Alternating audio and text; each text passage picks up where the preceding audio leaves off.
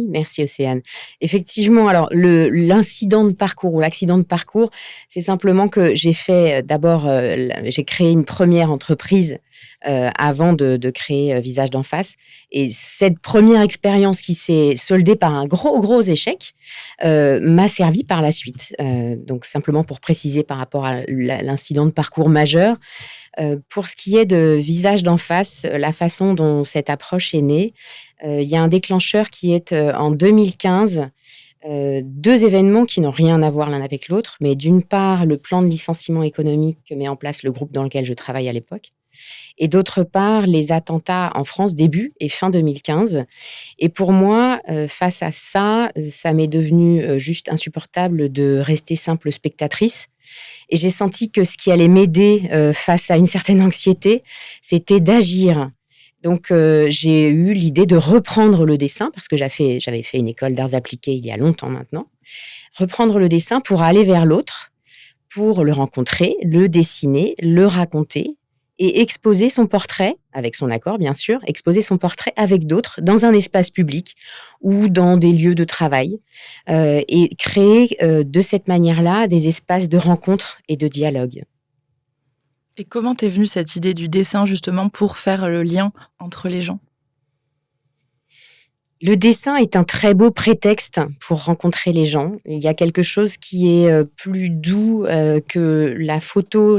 Vous pouvez faire participer plus facilement des personnes qui se sentiront moins exposées avec le dessin et c'est vraiment une façon de poser un regard sur l'autre. On prend le temps de dessiner quelqu'un. Donc on prend le temps, en fait, de l'écouter et de comprendre comment cette personne acceptera la façon dont on va la dessiner. Ce que je pouvais vous dire aussi par rapport à la façon dont est née cette approche, ce qui a fait que j'ai créé Visage d'en face, c'est que je ressentais, j'avais un profond questionnement depuis un moment également, sur le sens de mon travail. Mes missions se passaient bien, les clients étaient contents, simplement j'avais l'impression de tourner un peu à vide. Et Visage d'en face a été une façon pour moi de remettre, du sens, à côté de mon activité principale, de nourrir ma créativité et mon besoin aussi d'échanges profonds avec les autres sur ce qu'on vit réellement dans nos parcours de vie et dans nos parcours professionnels. Mmh. Je pense que beaucoup de gens, se reconnaîtront dans ton parcours et on dit aussi que celui d'indépendant est quand même, souvent des montagnes russes émotionnelles et donc justement pour toi, quel a été le moment le plus difficile en tant que freelance et qu'est-ce qui t'a fait tenir? Les moments difficiles, plutôt qu'un moment difficile, je dirais. Par exemple, dans les débuts de l'activité, quand vous allez chercher des clients, en tout cas moi, quand je me suis retrouvée face à certains prospects, j'ai réalisé que j'avais créé quelque chose qui n'existait pas ailleurs, que donc les gens ne connaissaient pas et qu'ils avaient du mal à comprendre. Alors c'est aussi parce que parfois j'avais du mal à le présenter. N'empêche que j'ai entendu, des retours comme, «Madame Boulanger, on a l'impression que vous faites plaisir avec cette approche».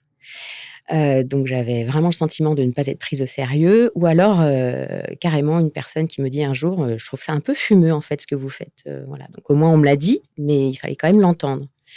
Donc ça d'une part, les refus des débuts et puis quand l'activité était lancée, c'est quand même arrivé que, 3 de mes clients les plus importants, annulent des projets en cascade et à ce moment-là, la question pour moi, c'était pas tant le sujet financier que, de me dire: «Mais au fond, est-ce que j'ai raison de faire ce métier?» Ça peut vraiment provoquer une remise en question, très, très forte et la Et façon de justement, ouais, comment tu es parvenue à garder, ce cap et te maintenir dans l'activité, de freelance? Parce que j'imagine que tu avais trouvé un sens profond, mais justement par rapport à ces difficultés-là, qu'est-ce qui t'a fait tenir bon dans la direction? Donc, comment j'ai tenu par rapport à ces périodes de refus, ou de contrats qui étaient annulés en cascade? La façon dont j'ai tenu par rapport à ça, c'est d'une part le fait, d'avoir une conviction profonde de l'utilité de ce que je faisais, puisque j'avais déjà fait plusieurs expériences concrètes de l'impact de mon travail sur les autres. Une 2e chose, c'est que j'ai fait appel à quelqu'un pour, m'aider dans ma communication. J'avais besoin d'un regard extérieur pour mieux présenter ce que je faisais et donc mieux le faire comprendre aux personnes qui ne connaissaient pas ma démarche.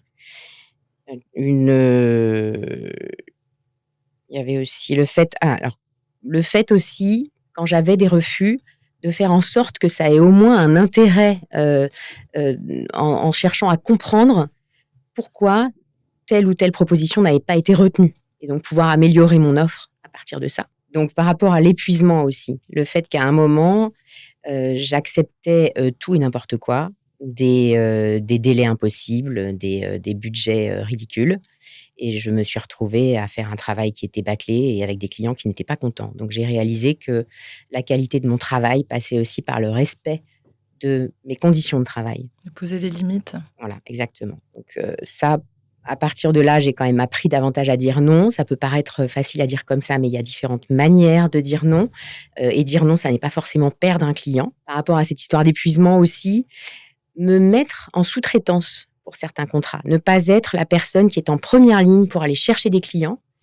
Et donc, j'ai mis en place des collaborations où je participe à la relation client, mais je ne suis pas celle qui va être dans la recherche de clients. Et donc, je suis en sous-traitance et ça me fait ça me permet d'économiser pas mal d'énergie. De respirer.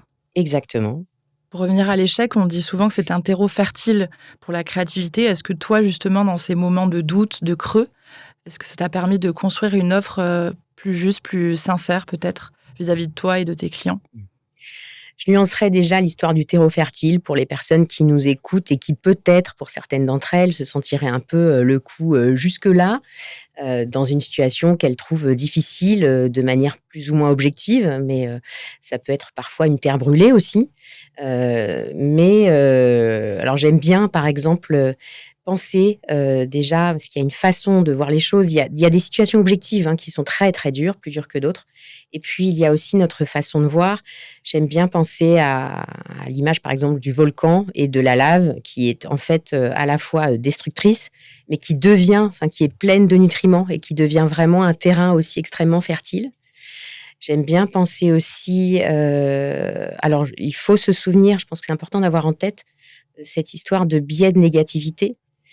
C'est un biais cognitif qui explique pourquoi les événements négatifs ont pourquoi les événements négatifs ont souvent plus d'impact sur notre état psychologique que les événements positifs à proportion égale. Et puis, pour reprendre ton image du terreau fertile, pour ceux qui aiment bien le jardinage, j'aime avoir en tête aussi le fait que même le bois mort sert à quelque chose. Le bois mort est aussi un lieu de vie, devient aussi un lieu de vie pour une vie nouvelle. Donc voilà, avoir ces images en tête dans les moments difficiles, ça m'a aidé aussi à prendre conscience que mon regard quand même pouvait aussi avoir une influence sur ma façon de reprendre des forces pour effectivement en faire un terreau fertile et pour ma créativité. Et est-ce que c'est à ce moment-là, par exemple, que tu as pu avancer sur la définition de ton offre ou faire des changements parce que tu avais un autre angle de vue et que ça t'a permis d'ouvrir les yeux sur certains aspects et te dire « Ah tiens, finalement, ça, il faut que je le présente plutôt comme ça parce que ça n'a pas marché. » Et finalement, c'est là qu'on vient à l'image de la créativité dans les moments de doute. Ça permet aussi de recentrer les choses. C'est clair que les moments de questionnement oblige à revoir la raison pour laquelle, en tout cas moi, ça m'a obligée à revoir pourquoi je fais ce que je fais, en quoi je crois vraiment, et à réfléchir à ce qui me donnait envie en fait de me lever le matin et de faire ce que je fais. Parce que quand vous êtes à votre compte, si vous ne savez pas clairement pourquoi vous vous êtes embarqué dans cette aventure, ça peut être très compliqué. C'est aussi en fait, c'est une autre façon de parler de la congruence. C'est un mot que je ne trouve pas très joli, mais qui parle de cet ajustement entre nos pensées, nos ressentis, nos paroles et nos actes. Et c'est vrai que j'ai pris conscience que l'authenticité était notre différenciation la plus puissante, en fait. Et mes clients, au fur et à mesure que j'ai affiné mon offre vraiment en lien avec ce que je crois profondément, mes clients, au fond, me font davantage confiance et font appel à moi de toute façon par rapport au regard unique que j'ai, qui est vraiment forgé à partir de mes expériences, y compris les expériences difficiles. Ouais, finalement, j'ai l'impression que tu es quand même dans une recherche aussi de révéler des vérités Et la vérité, ça me fait penser aussi à la vulnérabilité. Donc, est-ce que toi, tu penses qu'en tant que freelance indépendant, déjà dans ce monde-là, est-ce qu'il y a assez de place pour la vulnérabilité? Et si on va encore plus loin, à quoi ressemblerait un écosystème justement qui est plus résilient et, comme tu dis, en congruence pour les indépendants? De quelle vulnérabilité parlons-nous? Parce que lorsqu'on est salarié, on est aussi dans des situations de vulnérabilité. On peut être exposé à d'autres problèmes que n'ont pas les freelances. Mais effectivement, pour les freelances, on peut avoir des situations qui sont, par exemple, la difficulté à faire comprendre et à valoriser et à rémunérer, à se faire rémunérer également pour toute la partie invisible de notre travail. Je pense qu'il y a encore un gros travail, un gros travail à faire sur la L'éducation des valorisation de clients. l'éducation des clients, exactement. Et d'ailleurs, on pourra parler aussi de manager le client. Ça, c'est un conseil que m'avait donné un ancien manager. Pour ce qui est de valoriser le travail invisible, bien faire comprendre que ce que l'on apporte ne consiste pas simplement à réaliser des livrables. On a aussi un rôle de conseil, de savoir apporter un autre regard, permettre à des clients de faire un pas de côté, poser les bonnes questions. Et toute cette partie-là, y compris aussi le processus créatif, en fait. C'est moins visible et ça, il faut vraiment savoir aussi l'expliquer, le réexpliquer souvent et le valoriser. Et on parlait, donc j'évoquais le fait de savoir aussi manager le client pour ce qui est de se préserver d'une certaine vulnérabilité. Il y a des tas de petites choses auxquelles on pense plus ou moins. C'est par exemple quand un client vous demande quelque chose dès que possible, à faire dès que possible, évitez la tentation, en voulant bien faire, de proposer un délai. Oui, je vous le fais pour après-demain. Ou souvent, les clients, laissez-les venir. En fait, je pense que c'est important de les laisser venir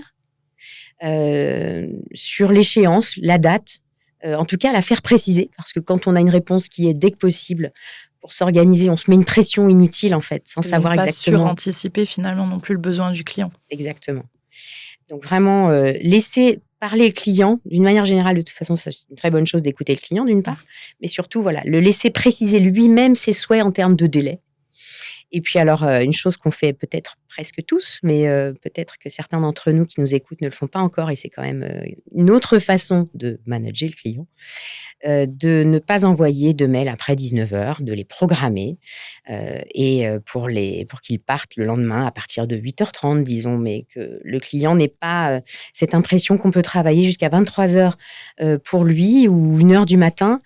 Ça, c'est notre tambouille interne et ça nous donne la liberté. C'est une autre façon de poser des limites en toute courtoisie vis-à-vis des clients, de manière implicite. Ça me fait rire parce que c'est quand même, je trouve, un secret de polichinelle, cette histoire de programmer des emails. Mais pour autant, ça permet de respecter le cadre et je trouve ça très bien qu'on en parle. Oui, bien sûr. Toutes les petites astuces sont bonnes à prendre. Il ne faut pas négliger tous les détails et qui sont également le fait de ne pas oublier.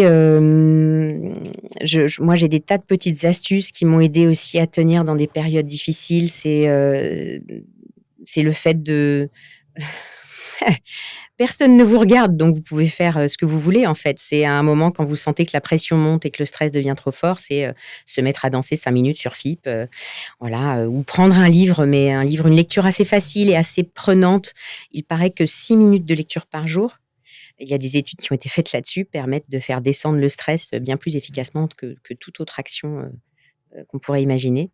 Il y a beaucoup aussi d'exercices de respiration, par exemple.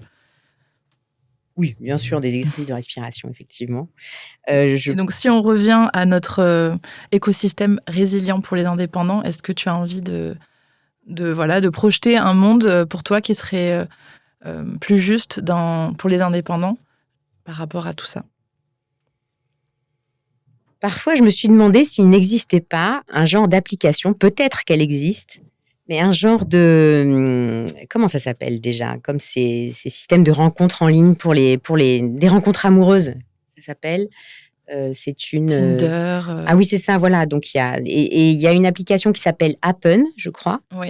et qui permet aux personnes, si je ne me trompe pas, de géolocaliser leurs rencontres, potentielles avec des affinités et cetera, et peut-être, sinon il faudrait la créer, heu, que cette application existe, en tout cas, de permettre à des indépendants de se rencontrer facilement, pour pallier à ce manque d'occasions de rencontres informelles que représente, par exemple, la machine à café, pour les salariés, et donc de pouvoir, moi, je rêverais en tout cas d'avoir un outil qui me permette d'identifier, dans mon environnement géographique, assez proche, d'autres indépendants qui ont peut-être signalé tel ou tel sujet qu'ils aimeraient aborder, et qu'on puisse se retrouver, pourquoi pas, en rez-de-chaussée d'une entreprise qui ouvre son hall d'accueil, à tels horaires et à telles conditions, et dans lequel on pourrait, se retrouver et échanger d'ailleurs éventuellement avec des salariés de cette entreprise, parce que ça pourrait être un enrichissement mutuel entre indépendants et salariés. Et ça permettrait aussi de sortir, des indépendants qui éprouvent souvent le sentiment d'isolement. L'isolement chez les indépendants, c'est quand même la première chose à laquelle on pense. Déjà, le terme en lui-même parle d'isolement. Et toi, justement, comment tu gères cet aspect d'isolement que tu ressens peut-être et comment tu vis avec?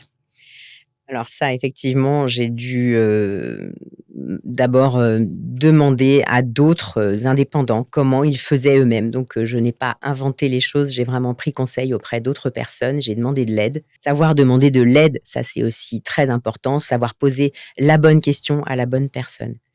Et ce que j'ai entendu un jour, donc c'est quelque chose que je vous transmets, qu'on m'avait déjà conseillé de faire et que je trouve, très, très juste, c'est de, construire son conseil d'administration officieux, en fait. Et donc au fil des années, ça c'est l'avantage d'avoir une bonne trentaine d'années d'expérience, j'ai gardé contact avec, un ancien professeur, ou alors, quand j'ai créé, mon entreprise, j'ai rencontré un coach qui est devenu un ami et que je peux aussi appeler, quand j'ai des questions. Je fais en sorte de saupoudrer sur différentes personnes aussi, de ne pas solliciter toujours la même, et puis de les chouchouter aussi, de savoir au minimum les remercier quand il y a des bonnes nouvelles, pas les contacter uniquement quand ça va pas. Savoir vraiment leur manifester ma gratitude de différentes manières. Super, merci pour ce conseil.